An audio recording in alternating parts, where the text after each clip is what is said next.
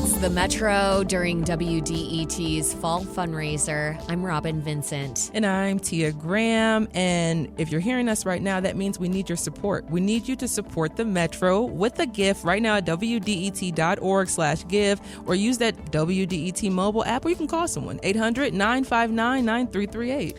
Yes, we want you to call someone, as in us, here at WDET, because our goal this hour is $2,000, and we have a match on the table for $3,000 from the Leadership Circle. So every dollar that you give is going much further.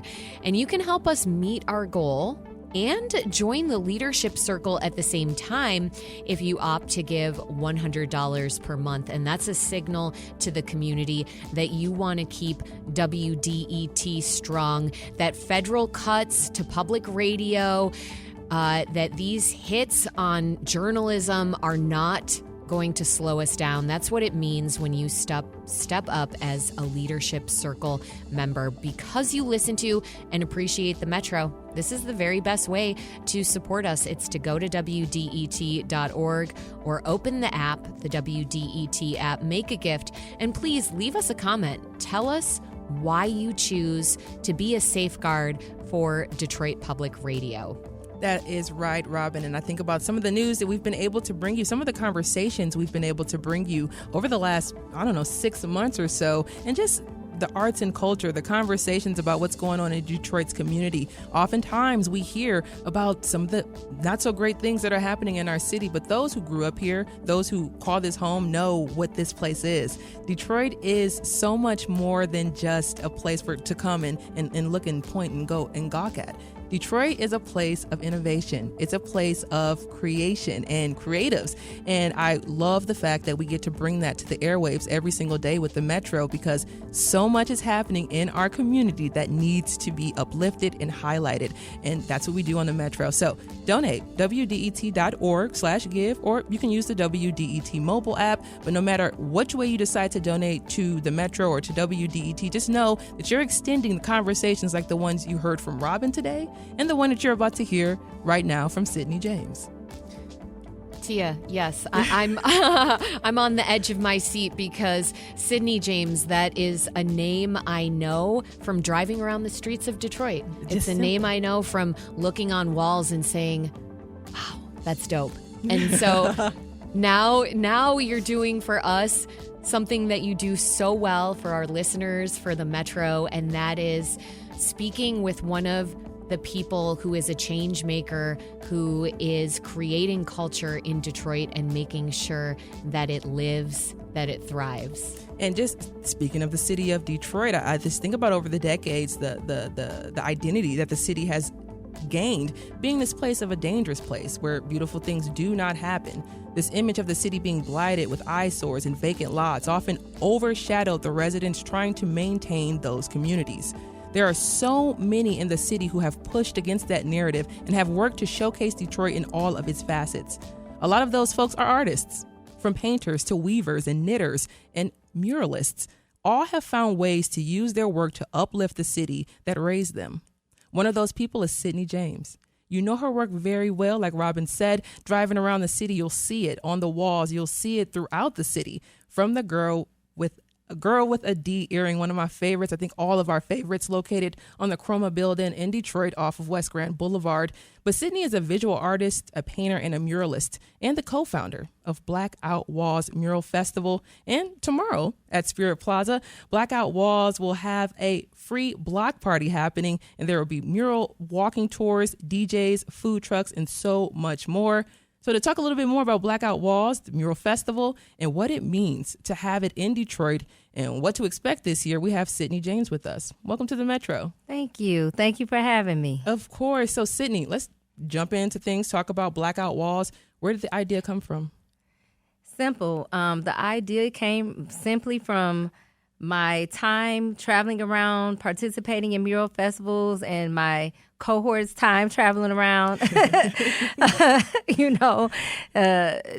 participating in mural festivals throughout the country. And we were the collective, like the most common thread was we were the only ones. Wow. Or one of two. Yeah. For me personally, I was the only Black woman all the time, every time. literally did not paint alongside another Black woman until I gave her a job. Wow. So, like, at one instance, if three of us happen to be at the same place, same time in Denver, we're like, you know what? We need our own, because we started just spotting out names of other artists that we know that just don't get these opportunities. And they might have, like, the thing about artists, Black artists, we might get work around the areas that we're from, right? Or even if it's community work, whatever it is, we might be seen wherever we're at. But that doesn't offer opportunities outside of where they are. Like, for instance, one of the artists that we had this year who I'm so excited to have hosted is Mike Norris from Los Angeles. And if you're familiar with him, even if you don't know his name, because Kendrick Lamar wrote a song about him. I was going to say, Whacked Out Murals, right? You know what I'm saying? Yes. He is the artist who painted the Kendrick Lamar mural on the restaurant that was in the Kendrick Lamar video, Not Like Us video, and somebody tried to destroy that mural.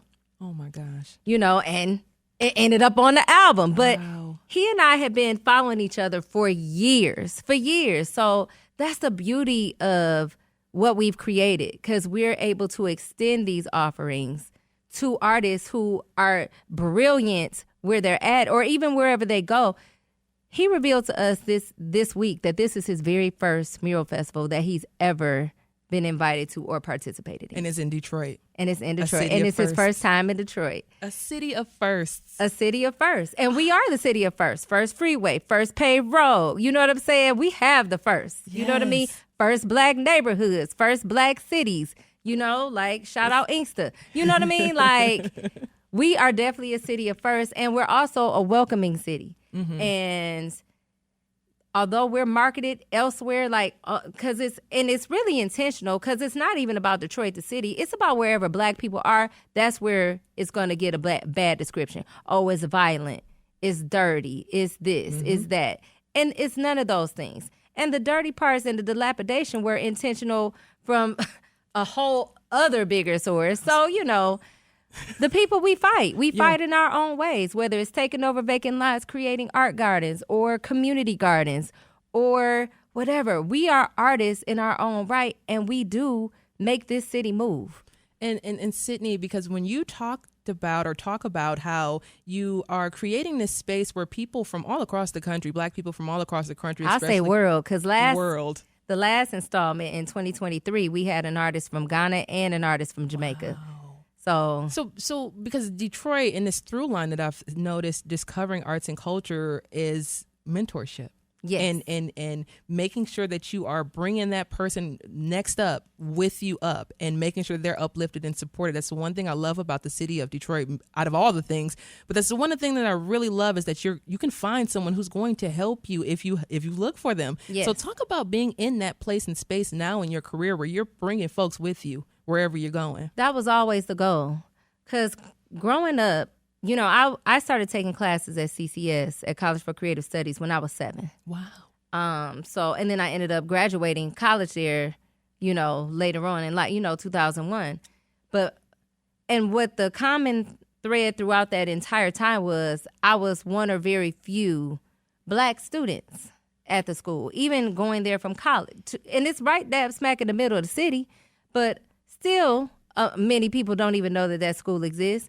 And being in places where, especially, this is a Black city and we have an international art school right here and no Black people are here, it can mess with your brain, like, oh, maybe we don't exist like that. But that's a lie. We just ain't exposed. We just don't have the access to it. Yep. And once you realize that, it's like, okay, I need to move accordingly, because I don't want to be the only one. Never have. I don't even know why that's anybody's goal. Why would you want to be the only one? That's a very lonely life.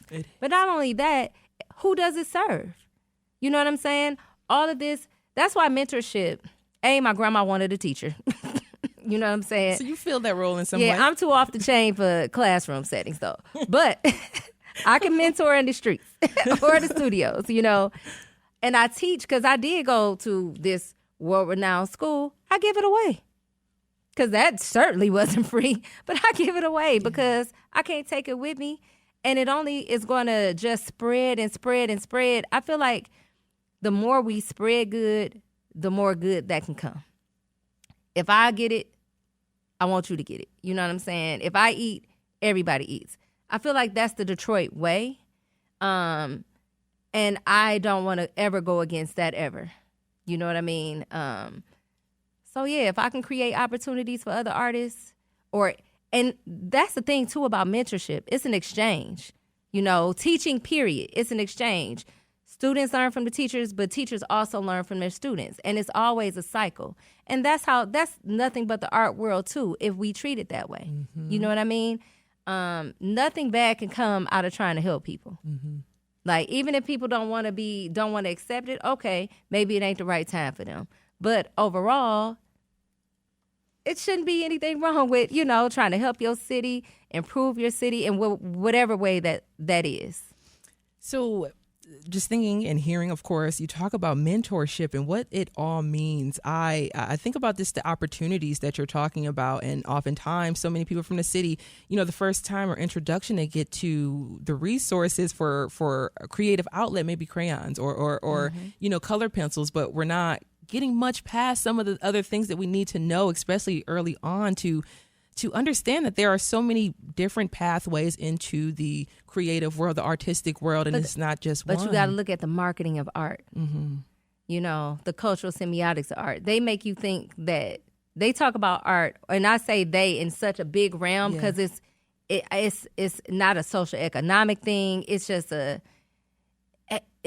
idea that if you're an artist, you're going to be broke, and that it's not a career off of it. Like, totally dismissing the fact that somebody designed your phone, somebody designed the headphones you're currently wearing, this whole microphone system I'm looking at, that started as somebody's sketch. Heck, your toothbrush. Yeah. Every single step of your day started with somebody's art job. And so if we think about it like that, then we should have a broader sense of what art is and what art can be. Like, we probably only scratched the surface with what art actually can be, and even what this public art can be. You know what I'm saying? And yeah, I feel like the more we do it, especially putting high quality work outside on these walls, I feel like that's how you get people to really believe. Because it's not like, because you know when a wall is like a community wall. Oh yeah, that's a community wall. It's over there nice, you know. Miss Deborah asked that for the church. You know what I'm saying? Like, but when you see our work, I want you to feel like you are walking through an outdoor museum in a real way that is made for you. And that's honestly why I kind of stayed out in the streets because this is my personal 10-year anniversary for painting murals professionally. Wow. Because, you know, I was doing a lot of other things prior to painting murals, but this is my 10-year anniversary for painting them professionally. And the way that I could just bring people in, not even the artists, but just the audiences. Because the goal with a mural is a 3 to 10 second viewership. That's the expected goal. But if you can make a piece so compelling that you have people pull over to really engage with the work, as my friend Scheherazade W. Pierce loves to say, I want people to lean into my work. That's the goal. So you got to paint your ass off with the same intensity that you would in your studio. Yes. That's what you have to bring. That's what I love to bring to my work. That's my goal every single time that I'm on a wall or any type of public space. I want to bring the same intensity. I want you to think you're looking at a Caravaggio when you're outside. And maybe these outdoor Caravaggios, Da Vinci's will encourage you to go inside. Because oftentimes, although the museums are within the city, we don't go because we don't feel like they're for us. All of the images and paintings on the wall, like, okay, how many Michelangelos are we going to look at? Like, they're the only because the way the museums are often set up is that we didn't exist in those spaces, that we didn't exist painting, like that we don't have these skills, like we don't sculpt, we don't do these things. And that's just not true. So, you know. At all. My guest is Detroit native Sydney James, visual artist, painter, and muralist. And we're talking about BLCKOUT Walls Mural Festival. And we're talking about the state of arts and culture in the city of Detroit right now. And we were talking about mentorship. We're talking about giving back and what the community is right now. And I recently spoke with Donald Calloway, painter and sculptor. And he says the opportunities are more abundant for artists to stay in the city and work today. And I think about just trying to retain artists and make sure that they have a thriving ecosystem so they can produce here. What would you say to where we are right now in the arts and culture community in retaining artists? I would piggyback on Donald's statement and say, yes, there are plenty because artists are creating them. I feel like I know that artists are taking the lead and charge and creating other opportunities for other artists, including themselves. Okay, this gallery don't want to see me because that's the gallery game, right? They don't want you to come in with your work to say, hey, I want to show in this gallery. What do I need to do? No. The game is so nefarious. They want somebody else to recommend you that they already know, of course, and have a good relationship with that might suggest you for it. It's such a game. It's a game that we could never win. So like the Sheepy McFlies of the city. All right, I'll just throw a gallery in my studio. I'll throw a gallery in my apartment. We can have a gallery in this alley. You know what I'm saying? Like Alante Davis and what we're doing at the liquor basket. Yeah. You know what I'm saying? Like, it's so many opportunities that we are creating on the ground and that are so innovative. I'll push it to the, I'll mention this too. I just met a young urban planning student the other day, right? And she was excited to meet me when she heard my name. She was like, my professors talk about you. I said, what do you mean? She says they believe that muralists are leading the charge in urban planning. Right? And that makes sense in a lot of ways, right? Because we saw what Murals in the Market did with Eastern Market. We know that murals can also be weapons of mass gentrification. So it's so much more important. Once we saw that, it's so much more important to really focus on, okay, what is going up on these walls? Who is this artwork actually for? And if you make it for the people, because it is a two-way conversation between the community and the artist, I feel like it's more impactful that way. I feel like it'll be more long-lasting. And, yeah, more beautiful overall, like for everybody, more inclusive. So as we get down to the end of the conversation, I want to make sure to just talk about Blackout Wall Mural Festival. We have an event tomorrow, a free block party that's happening at Spirit Plaza. It's going to be pretty much all day long with It's from 1 to 5. 1 to 5. Okay, that's a long time for me. So, it is. That does feel like all day. We are women of a certain age. I don't know how old you are, but I know I am, baby. You're right. That is all day. 1 to 5 p.m. all day Saturday at Spirit Plaza. September 13th. You can come out and meet the artists. There'll be vendors there, Detroit vendors. Jennifer Crawford for All Things Detroit. She curates every year. We partner with her with the food trucks, the vendors, and everything. So it's going to have DJs, musicians. It's going to be a really great time. And what are you looking forward to most, especially with the walking mural tours? Because I know folks are really excited to get out there and see what's happening. I live near all of the murals that have been going up. So I've just been kind of like driving around. I'm just like, look at that. Look at that. So I am super excited to actually go on one of the tours as well and kind of just see what's going on. I almost stopped the other day, but I was like, I literally was rushing. You can say I was hi. going to, you know, but I was just rushing. Hi. I was like, all right, I'm going to come back. But just seeing the pictures and the images of the art going up and seeing those on cranes, giant cranes, which... That was me. Yeah, that's me and Max dancing. Yeah, that's... It's actually relaxing up there. And honestly, it's the best view. Like, because my personal wall, like my structure is at the new Ralph C. Wilson Park that they're building out. Yes. The best view is from that 80-foot boom lift. And were you always someone who wasn't afraid of heights? Were you? No. I'm more afraid of failure. Okay. Than falling. Mm-hmm. You know, but no, I've never been afraid of heights. Actually, my partner, because he's a photographer, he's been documenting me work. He was looking at the footage. He was like, wait a minute, is my camera moving? He was like, oh no, the lift is moving. But I'm just painting a smooth line. You know what I'm saying? So what I hope people take away, because this year's theme for the festival, for the artists to be inspired by, was a beautiful resistance, which is, you know, it was inspired by Janae. I do not know how to pronounce her last name. She's a journalist at the Boston Globe. She has like a section, a column called A Beautiful Resistance. And so I gave that nod, you know, to that prompt to all of the artists. So, and everyone, all of the resistances are images of just joy, like joyful or peaceful images. and I it's can a beautiful go in. thing. So I hope people feel it when they view the work. I hope they feel it when they meet the artist. Sydney, I hope that people take away with this last moment that we just heard from you is that joy is something that can overcome. It could be resistance. Joy is resistance. Because honestly, if you really think about it, they're just trying to create desperation. Every new headline that we wake up to, there's just, they want us to be in despair.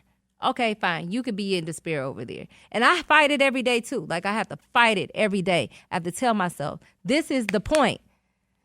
Now, what you going to do about it? Oh, yeah, you got to find the joy.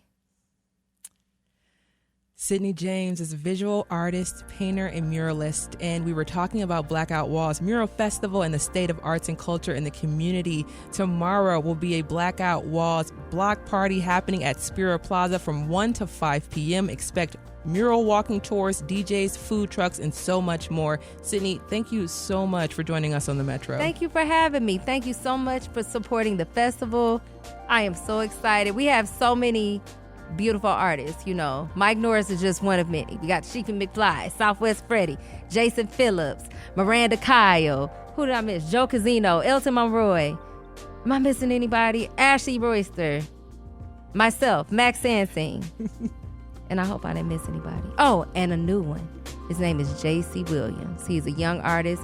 He is a sophomore at CCS, and I am super excited about what he's about to create. Thank you, Sydney. Have a good one. Thank you so much.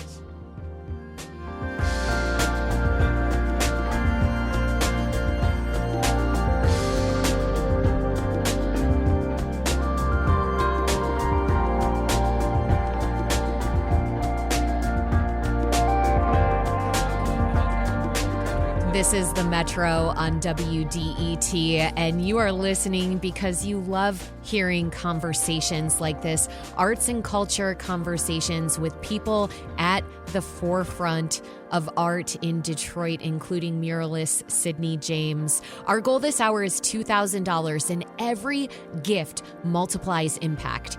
Our leadership circle is ready to match your gift dollar for dollar. That fuels even more reporting, more connection, and more culture for Detroit. Give now at WDET.org, and thank you.